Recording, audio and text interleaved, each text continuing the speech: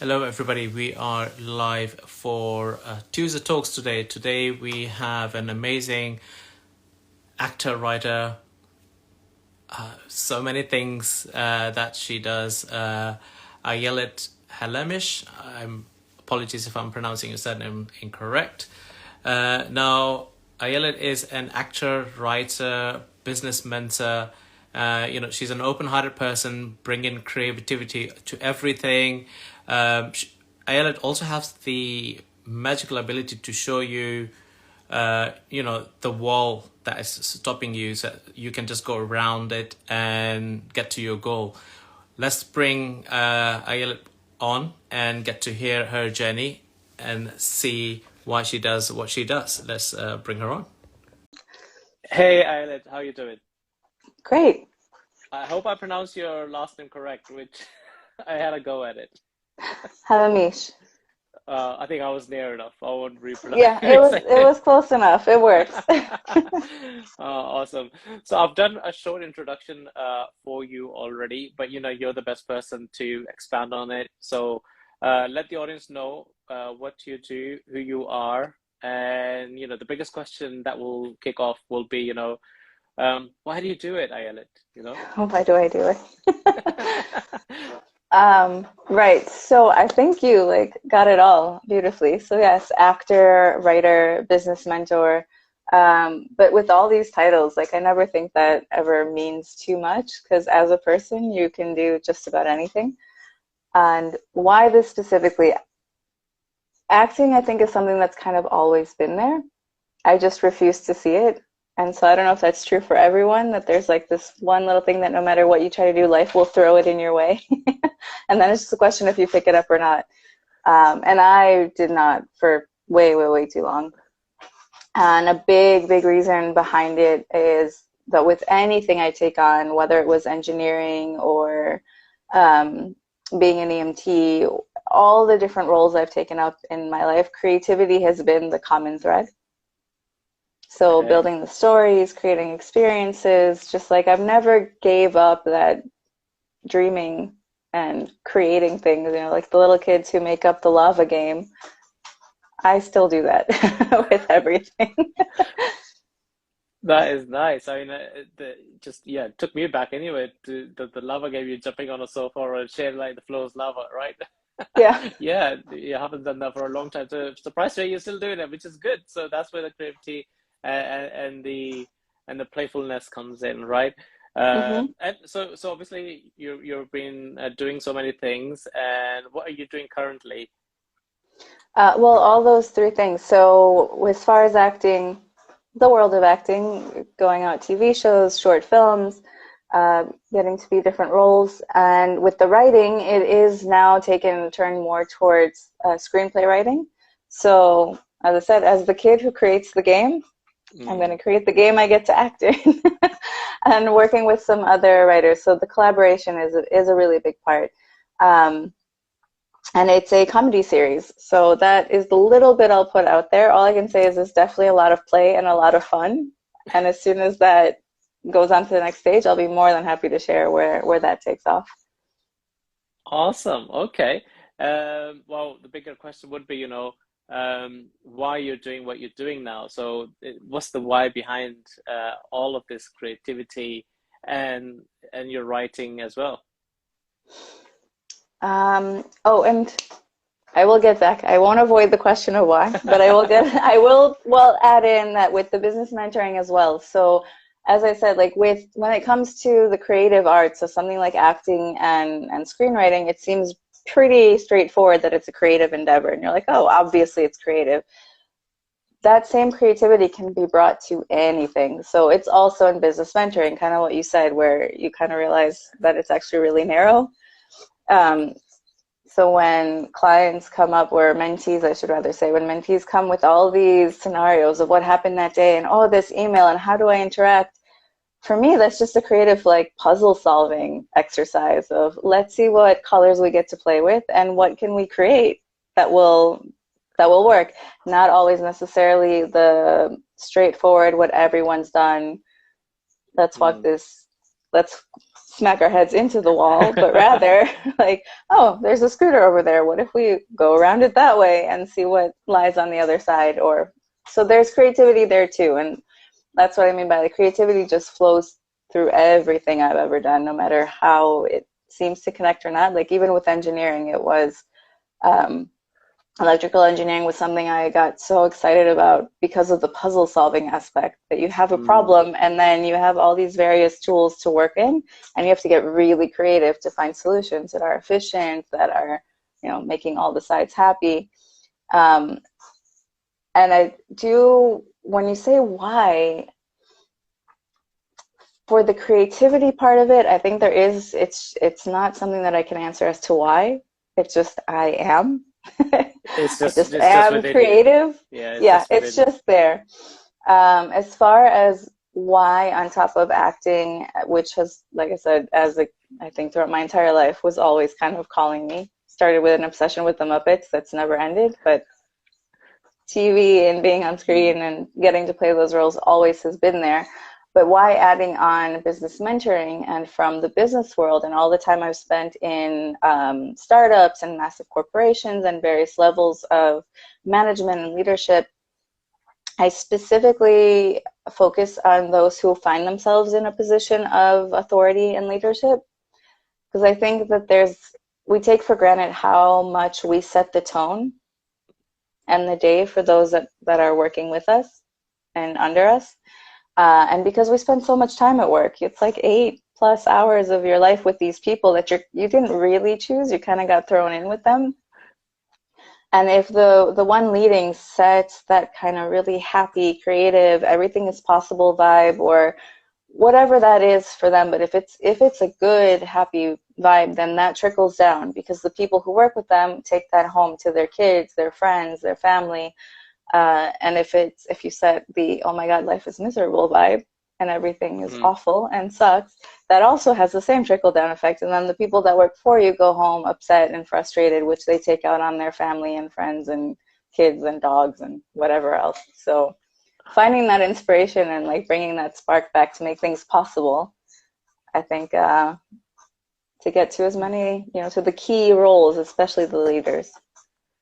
I love that actually, and that's such an amazing, the take on your why as well, in terms of bringing that creativity and working with the leadership team to also, because as you said, the effect that gets created, and you spend more, as you said, more time at work, so it's pretty much your second family that you spend more time with, and just a little bit of hours when you come home, but you bring in all that baggage from work, whether that is happy time or sad time, usually stressful time, and it comes back home with you, that stress, right? And then what happens is you're trickling it down to whoever you're with, right? So at home, and so that's quite interesting to hear that you're looking at that angle, because I've never looked at it that way as well. So that's quite interesting to see and hear that as well. So in regards to your journey, obviously, you're obviously writing and creating something for yourself already, and you've acted successfully as well. Your I think your shows are on TV already. I went to see it. I'm not able to see it here yet. What else is in the pipeline for yourself in terms of what is happening for you after that? There's that a series, so that's an ongoing process. I'm writing that TV series that will go to the next phase of pitching it, and hopefully we will find a way to get it made. Like one way or the other, it's going to get made. It's just a question of how and when. In terms of acting, so as you said, Last Light TV series was released on the 8th on Peacock, I believe. I don't know where that streams in various parts of the world. That's a matter of trying to find it. We'll just say Google that. And the life of the actors is just keep going out and finding new stories to be a part of. I love that. That continues there. And with the mentoring, I'm actually now have 3 spots that are finally open if anybody wants to dip their toe in the water of working with me as their business mentor, and with like a lot of things that I struggled with, especially finding all these amazing offers, but usually for people who are far down the line and far much more well off. I figure like it's back to school, it's starting a new year, fresh beginning. I'll make this one super affordable so anybody can get their start. Oh, okay. That's quite interesting. So, what can they expect? I mean, what kind of people that you're looking for? So as I said, I focus on those who find themselves in positions of authority because I believe leaders can come out of anywhere. You don't have to be officially a manager or a CEO or whatever have you to be a leader. I do believe leadership can come from any possible corner.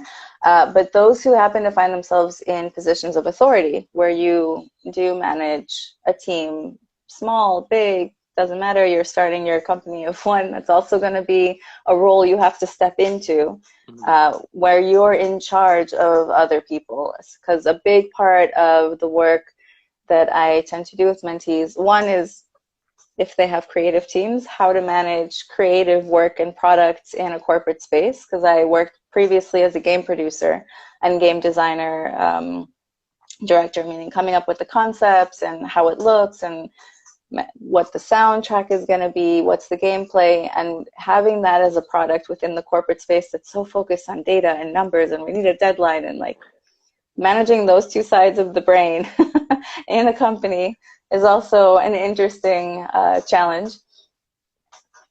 So those who are in charge of people, whether it be creative teams or not, but I focus on creative communication because you have to learn to manage up and down and sideways, and the language that you use and how you communicate does volumes for the relationships you create, down to practical tools of how I've managed like one-on-ones or the rest. So the biggest part is everyone has their own goals. We would kind of set Mm. those up and then spend our 6 months working towards achieving those specifically bespoke goals. So you can step Uh, into the next level of your greatness. I actually love this actually, and then you mentioned quite a time there communication as well. Well, stepping into an authoritarian role, so let's say, or starting up a company, even though if it's just by yourself, at one point you would need to have a team or get other people to do certain things, and the communication is key there as well to understand who needs to know what and how you need to communicate so that you get the best out of them, right? And you mentioned 6 months. So is that 6 months long, or is it shorter than that or longer?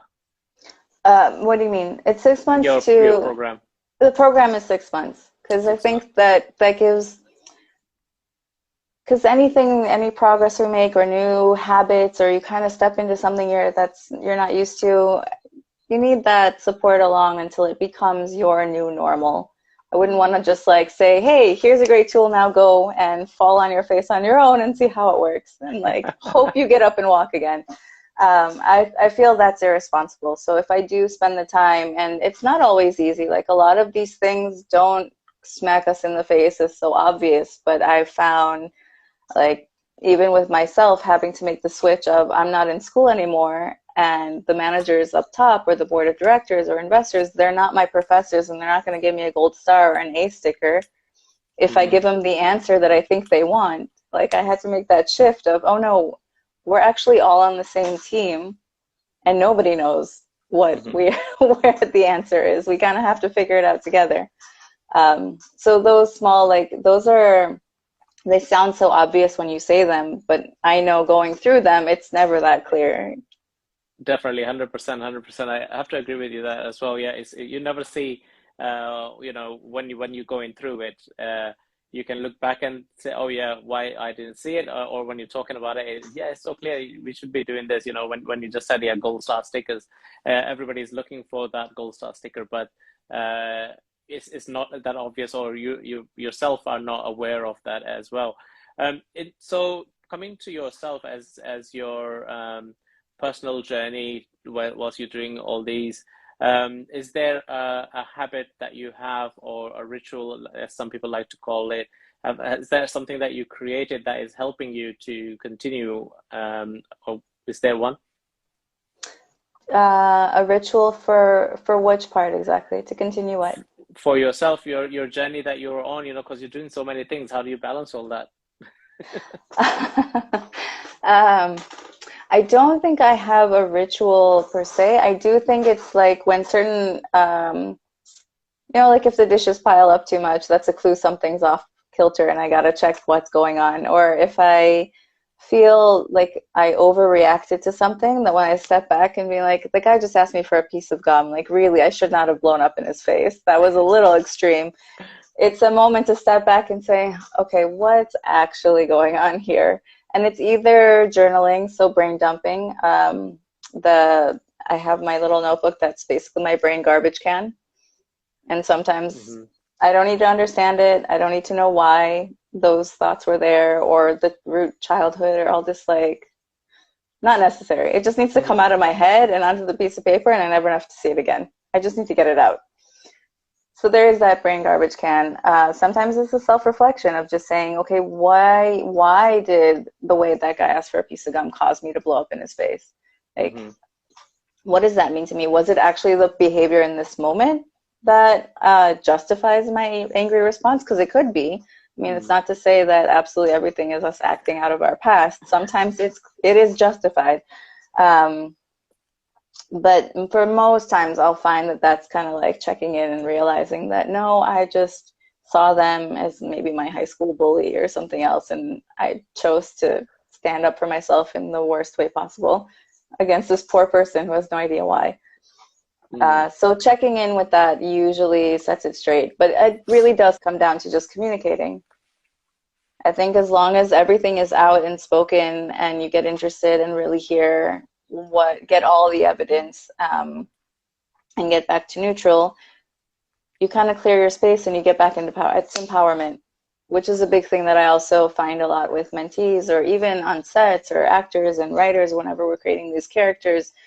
The most interesting parts, unfortunately, fortunately, I don't know how to look at it, is when someone gives their power away. And we do it so often where we put all of our worth or the validation with the gold stickers, we put it onto the boss rather than give it to ourselves. Hmm. Or we're looking for that external kind of proof of something rather than giving it to ourselves. And the second we do that, we make that thing more powerful. We've just given them our power.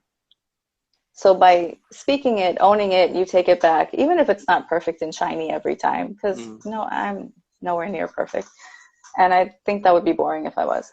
So when I fall flat on my face, it's being able to stand back up and be like, oh yeah, I'm really sorry. That was, nah, you deserve better than that for me. My bad. I'm going to go have a cup of tea and try to like start fresh.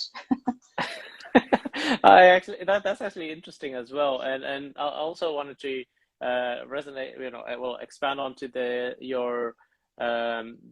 book or the diary where you just was it a brain dump or the garbage can? Yeah, brain dump. Oh, I know Yeah, sometimes brain dump is a creative thing of like all your cool ideas. So I don't know which one is the better term, but my brain garbage can. yeah, that's it. The brain garbage can. I think it's it's actually quite interesting, right? I mean, I've not heard it before as well.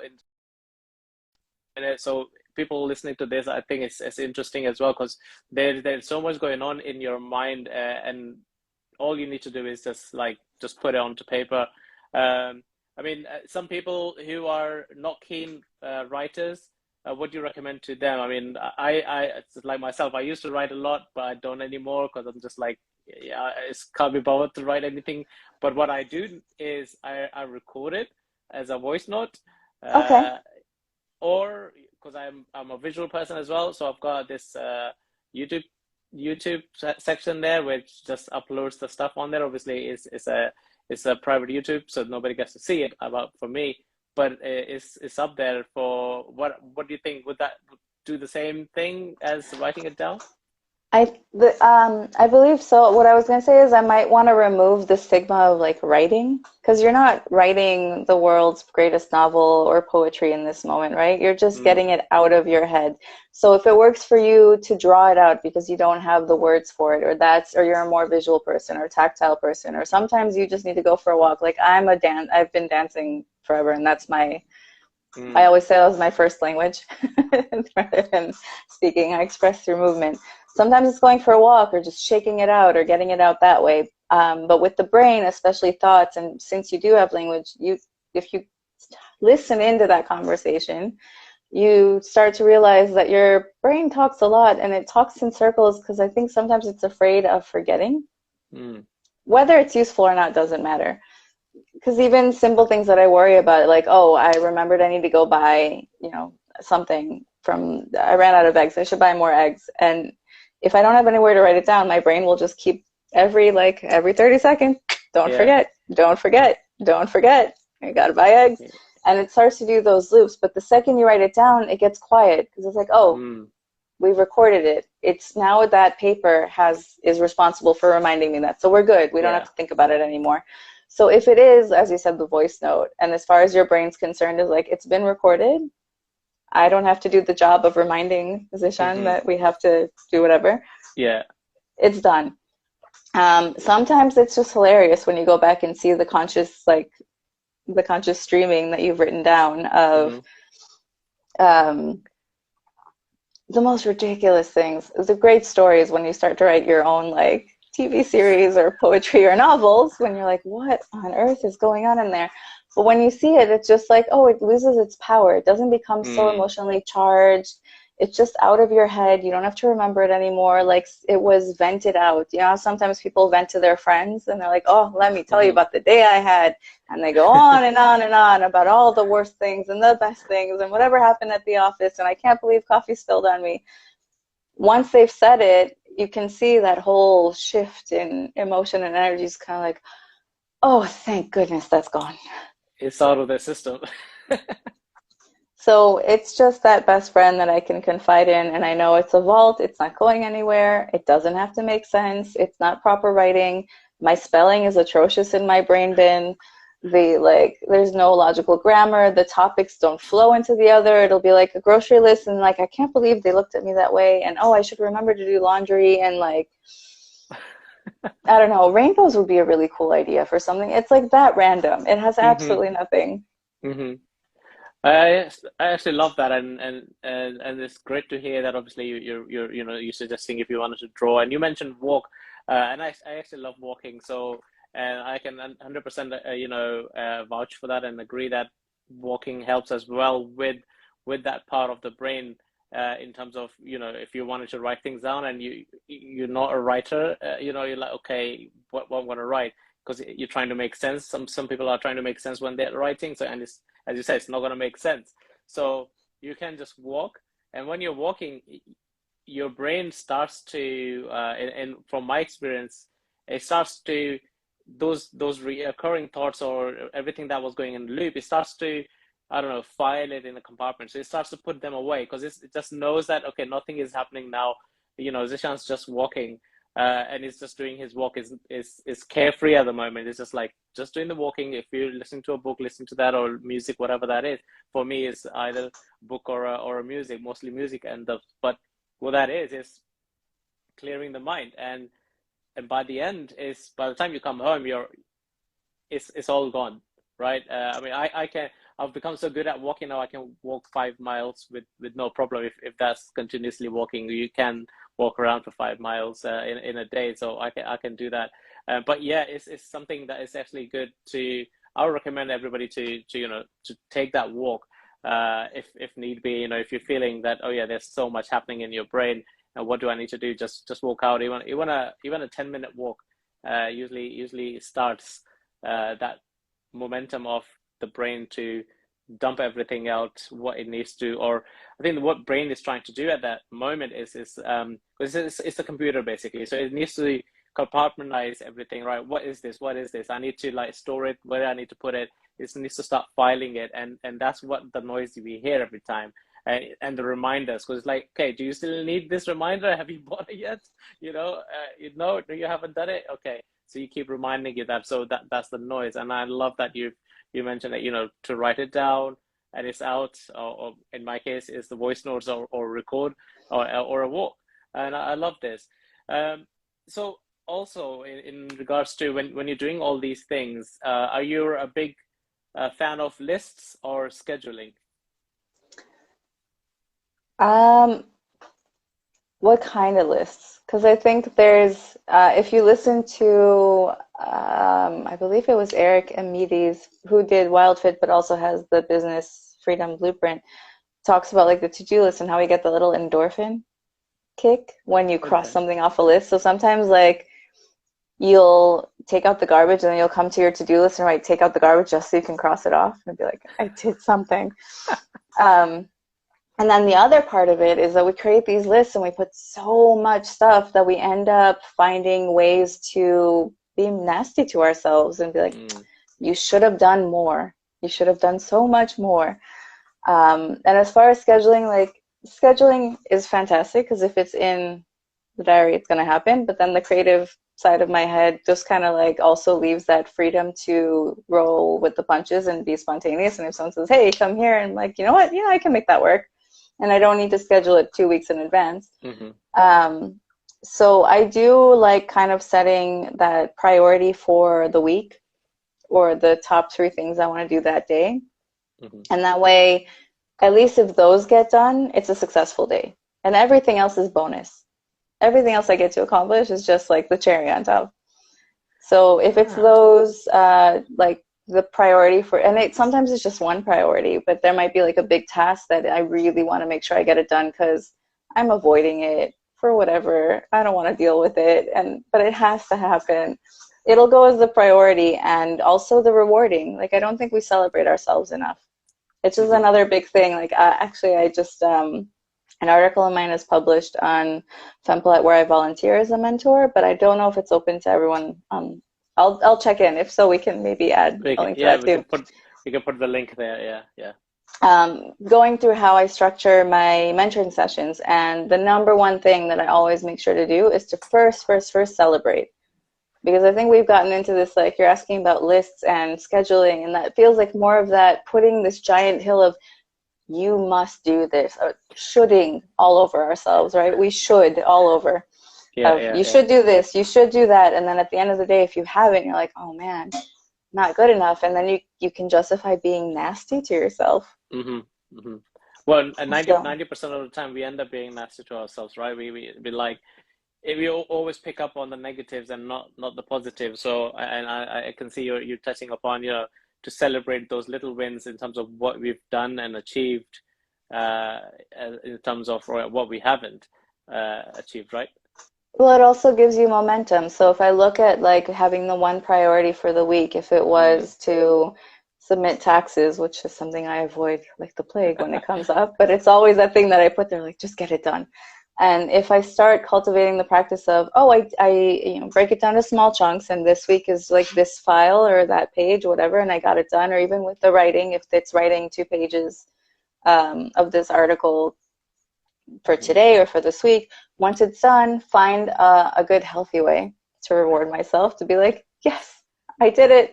I said what I was going to do. I stuck to my integrity and I got it done. Amazing. Now, the next day, when I say, okay, I need to write 2 more pages, it has a much better connotation. And my brain starts to get used to like, even when it's not fun, but at least getting it done, I get to say that I did a good job. I get my Mm. little gold star. I give myself the gold stars of like, you did it.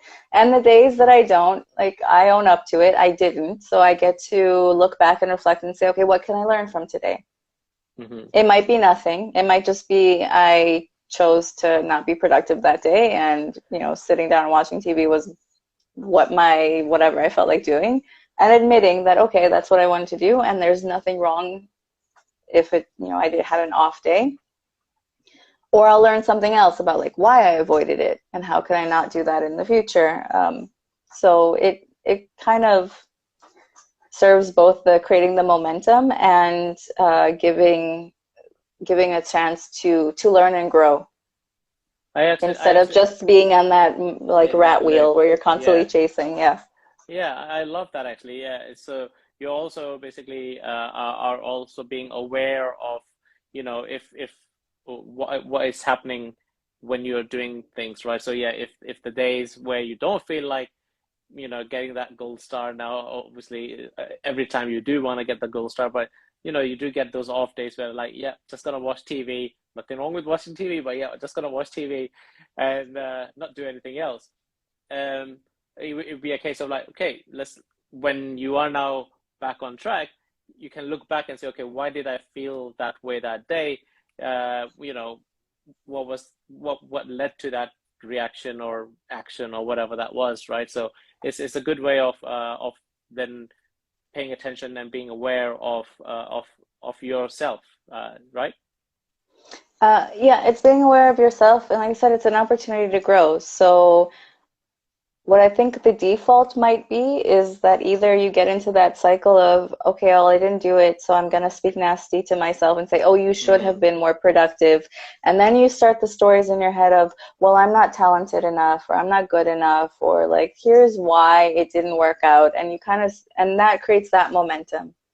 Whereas what I said with like the small wins, or with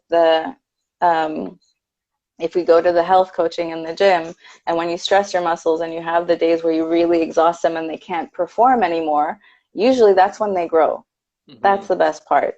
But rather than say, oh my gosh, I'm so weak, I couldn't lift it the 13th time, and oh, awful, well, why should I even bother working out anyway? Because I'm just not strong enough and I should be stronger. And then you get into that loop, it'd be like, oh, well, I actually went to work out.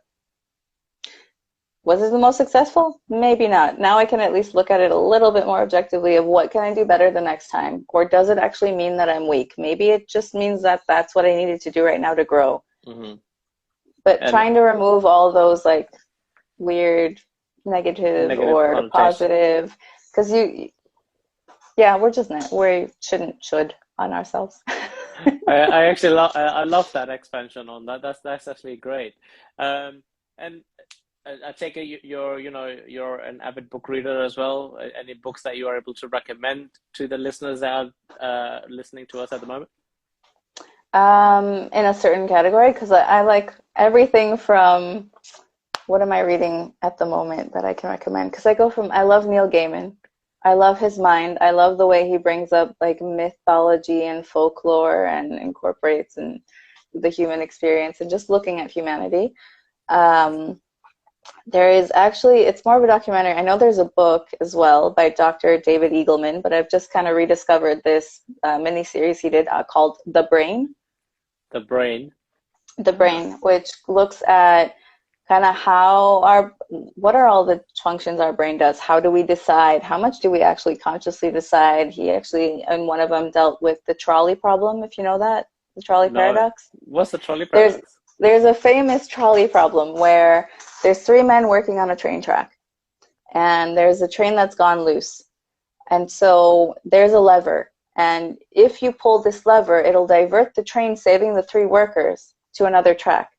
On this other track, however, there's one worker, and you have 5 seconds to decide. So in 5 seconds, what are you going to do? Are you going to pull the lever or not? Oh, that is scary.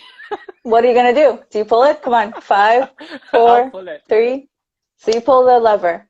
Yeah. And you pulled it because? I think it's saving 3 lives. Okay, saving 3 over 1. Yeah, now, same scenario. So now we have the train tracks. There's 3 workers working on the track, the runaway train car. And now where you're standing, there's one slightly larger individual that if you push him over, will block the train, saving the other 3. Do you push the guy over and push him into the oncoming train? And you have 5 seconds to decide. So what are you going to do? Do you push the man? No. You don't. Why would you not push the man? I don't know. This feels wrong to me. Don't want to be responsible for it. Okay, perfect. When you answered like every single person answers, because we have a rational and we have an emotional brain. And when we're making decisions, we're either going to do it logically. So in the first case, it was the logical side of your brain that took over to make that choice. And you're like, oh, it's a math problem. Saving 3 lives for 1, obvious. When it becomes emotional, because you have to actually physically touch a person and like choose to actively kill an individual, it becomes emotional. And then your emotional brain kicks in. And it has a different point of view on how to make decisions. And so when the emotional brain comes in, it was like, well, if I assume you believe murder is wrong, and so you didn't want to murder the man, so you're like, I'm Yeah. not going to murder this one guy. Rather let the accident happen and kill three instead of one because it was the emotional decision. And now we have both these systems working together all the time. Hmm. But just knowing that, like, that's just one of those interesting, and that's a famous problem, the trolley problem, kind of Ah, examine psychology. it was quite interesting. I felt pressured there anyway. So it was quite interesting. You know, I thought, what if this was a real scenario? What would I do? It probably would do the same thing as it just answered. But yeah, I can see when you did So if ask. you take that and like what Yeah. we talked about, like do I work out or do I not? Do I eat the chocolate ice cream or do I get celery? Sometimes it's your logical brain that says, well, I know the fats and whatever, it's not good for me. And sometimes it's the emotional brain says, well, but that reminds me of mommy and that makes me feel really good. So I'm gonna go for the chocolate this time. I see, I see. Okay, that's quite interesting. That's interesting. I need to Google this and see if I can find where the documentary is, The Brain. It's quite old by now, but I highly, highly recommend it. I love it. I go back to it often just because I always discover new things. There's so much information in it. Oh, I'm sure there's fragments of it on YouTube somewhere. I am sure of that. Yeah, what was the person's name again? It's The Brain by Dr. David Eagleman. Dr. David Eagleman. Okay, thank you. We'll definitely got to be looking for that. Um, we should be wrapping this up, and I would like to say thank you very much for sharing your amazing journey and the trolley program there as well. It was great. So before we wrap this thing up, what would you like to say to the listeners and the viewers who are watching this and listening to it now? What would I like to say? Just go out and have fun. Let's go play. Life is fun. Amazing, amazing. I could not have said better as well. Yeah, just go and have fun. Life is fun. Amazing. Uh, Thank you very much for coming on, and everybody else who's listening to this. Whilst you were watching and listening to this, if you had a spark moment or an idea, or an aha moment whilst listening to this episode, it's our duty now to share this episode with anybody and whoever that just popped up in your mind. Tag that person or share this with that person, because all we need is to create that spark within them as well, because we don't know who's gone to bed or woken up this morning or thinking of a better day. And if you had that inspiration just by this episode, it might create the spark in them as well. We will be here next Tuesday again with another amazing person, entrepreneur, soul. Ayelet, thank you very much for your time, and everybody else, Thank thank you. you as well. Bye.